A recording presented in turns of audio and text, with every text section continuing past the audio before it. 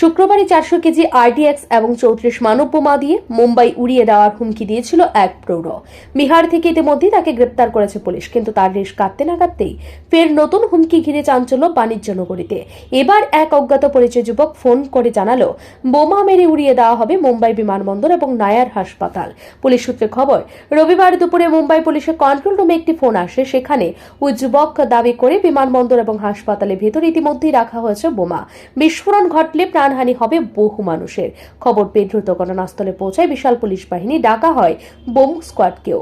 শুরু হয় তল্লাশি অভিযান। তবে এখনো পর্যন্ত বিমানবন্দর বা হাসপাতালে কোনো সন্দেহজনক বস্তু মেলেনি বলে জানিয়েছে পুলিশ। কে বা কারা এই হুমকির নেপথ্যে রয়েছে তা জানতে তদন্ত শুরু করেছে। প্রসঙ্গত, শুক্রবার সকালে মুম্বাই ট্রাফিক পুলিশের হেল্পলাইনে ফোন করে জানানো হয়েছিল শহর জুড়ে অন্তত 34টি গাড়ির মধ্যে 34টি মানব বোমা রাখা হয়েছে। তাতে মোট 400 কেজি RDX ব্যবহার করা হয়েছে।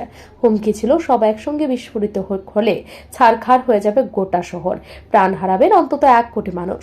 সেই ঘটনার সূত্র ধরেই শনিবার বিহার থেকে এক প্রৌঢ়কে গ্রেপ্তার করে পুলিশ, কিন্তু তার একদিন পর ফের নতুন বোমা হামলার হুমকি ঘিরে আতঙ্ক ছড়িয়েছে মুম্বাই জুড়ে। ব্যুরো রিপোর্ট, ঋদ্ধি নেটওয়ার্ক।